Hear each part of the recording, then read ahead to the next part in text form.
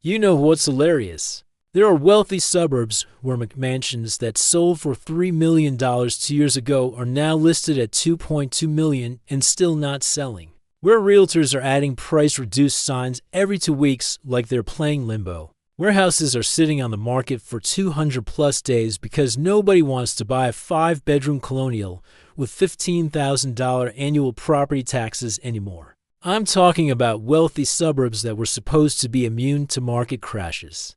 The places where doctors and lawyers and tech executives live. Where the schools are rated 10 out of 10. And the median income is to 100,000 plus. Places that were supposed to hold value forever because rich people always need somewhere to live. Except rich people have options. And they're choosing to leave. They're selling at losses and moving to Florida or Texas or just downsizing because maintaining a 4,000 square foot house in Connecticut with soul-crushing property taxes stopped making sense. So today we're going through 10 wealthy suburbs where home prices just crashed 20 to 30%. Because someone needs to talk about the fact that even luxury real estate is collapsing when the fundamentals don't work. Let's get into it. Here's why wealthy suburbs are experiencing crashes and why it matters. For decades, the playbook was simple. Get rich. Buy house in expensive suburb near major city. Good schools for kids. Safe neighborhoods. Proximity to high-paying jobs. Your home appreciates forever because demand exceeds supply in desirable areas. That playbook is broken. And it broke fast. First, remote work changed everything. If you don't need to commute to Manhattan or San Francisco, why pay Connecticut or Silicon Valley prices? You can live anywhere. Wealthy people realized this and many left. Second, property taxes in wealthy suburbs are absolutely crushing. When your home is assessed at $3 million and your tax rate is 2%, you're paying $60,000 a year in property taxes. That's $5,000 a month just for the privilege of owning the house, on top of your mortgage. Third, luxury inventory has exploded. Everyone who wanted to sell listed during the boom. Now there's massive oversupply of high-end homes and not enough buyers. Basic supply and demand. Fourth, interest rates killed affordability at the high end. A $3 million house at 3% interest is very different from the same house at 7%. Monthly payments nearly doubled. Buyers disappeared. And fifth, demographic shifts. Wealthy millennials don't want McMansions. They want walkable urban living, or they're choosing cheaper states entirely. The suburban dream is dying with the boomers. The suburbs on this list have the worst combination of high prices, high taxes, declining demand, and inventory gluts. These are places where homes have legitimately dropped 20 to 30% from peak and still aren't selling. Number 10. Westchester County, New York. Starting with the New York suburbs where commuting to Manhattan stopped being worth it. Westchester has seen luxury home prices drop 20 to 25% from peak in many towns. Houses that were listed at $2.5 million are now $1.8 to $2 million and sitting for months. Property taxes run $15,000 to $30,000 a year on these homes. Westchester was the classic New York suburb. Scarsdale, Bronxville, Rye. Wealthy people raised kids there and commuted to the city. Excellent schools. Safe. Prestigious. The problem is nobody needs to commute anymore. And if you're working remotely, why pay Westchester prices and taxes when you could live in the South with no state income tax? The value proposition collapsed. Westchester is where proximity to Manhattan became irrelevant and property taxes became unbearable. Number 9. Fairfield County, Connecticut. The Connecticut Gold Coast where gold became lead. Fairfield County towns like Greenwich and New Canaan have seen prices drop 20 to 30% on high-end homes. $4 million listings are now $3 million and still not moving. Days on market are stretching to 6 months or more. Property taxes are brutal, and Connecticut state taxes add insult to injury. Greenwich was hedge fund manager central. Massive estates, waterfront properties, the ultimate wealthy suburb, and now it's bleeding residents and value. The downside is Connecticut has a fiscal crisis, high taxes, bad roads, declining services, and wealthy people have mobility. They're choosing Florida or Texas or just about anywhere else. Fairfield County is where hedge fund managers discovered tax arbitrage beats Greenwich prestige. Number 8. Marin County, California, the Bay Area county where even millionaires said this is too expensive. Marin has seen luxury home prices drop 20 to 25% in some areas. $3 million homes are now to $0.3 million. Inventory is piling up. Days on market are stretching to 4 to 6 months on high-end properties. Marin is beautiful. North of San Francisco. Great weather. Outdoor recreation. Wealthy liberal enclave. It was supposed to be immune to crashes. The problem is California taxes plus absurd property values plus crime and dysfunction in nearby SF. Made people question why they're paying so much. Tech workers who can work remotely are leaving. Retirees are cashing out and moving. Marin is where even liberals decided taxes and dysfunction weren't worth the weather. Number 7. Loudoun County, Virginia, the D.C. suburbs where government contractors realize they don't need to be near D.C. Loudoun County has seen luxury home price declines of 20 to 25% on the high end. McMansions that were $1.8 million are now $1.3 to $1.4 million. Inventory has surged. Days on market are way up. Loudoun was the wealthiest county in America for a while. Tech corridor, government contractors, proximity to D.C., great schools, new construction everywhere. The downside is the traffic is horrific. Commuting is soul-destroying, and if you can work remotely, there's no reason to stay. Plus, Virginia property taxes aren't cheap, and the cost of living is high for the South. Loudoun County is where beltway proximity stopped being valuable enough to justify the costs. Number 6.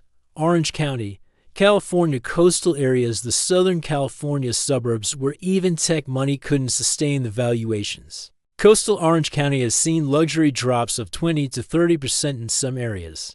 $5 million homes are now $3.8 to $4 million. Inventory is historically high. Properties are sitting for 6+ months. Orange County was wealthy California without LA. Problems: great beaches, perfect weather, safe, conservative for California, supposed to hold value forever. The problem is $5 million for a house in Laguna Beach or Newport stopped making sense. When you can get similar lifestyle in Florida or Texas for half the cost with lower taxes. Wealthy people did that math and left. Orange County is where perfect weather couldn't overcome impossible valuations. Number 5. Summit County, Colorado, ski towns, the mountain resort area where billionaires priced out millionaires, who are now leaving. Summit County, including Breckenridge area, has seen luxury vacation home prices drop 25% or more. $3 million ski condos are now $2.2 million and sitting.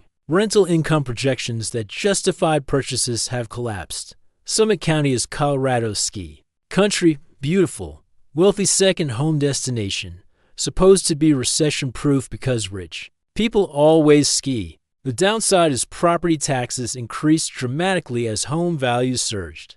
Maintenance costs are brutal, and with everyone buying during COVID, oversupply is real. Plus, many owners realize they use these homes 3 weeks a year, and it's not worth it. Summit County is where ski season couldn't save ski town real estate. Number 4. Scottsdale, Arizona, North Scottsdale, the Arizona desert where even paradise pricing hit a ceiling. North Scottsdale has seen luxury home drops of 20 to 30%. $4 million desert estates are now $3 million and sitting for months. Golf course homes that were $2.5 million are $1.8 to $2 million. Scottsdale was wealthy desert living, golf, resorts, perfect winter weather, wealthy retirees, and second home. Owners loved it. The problem is everyone moved there during COVID.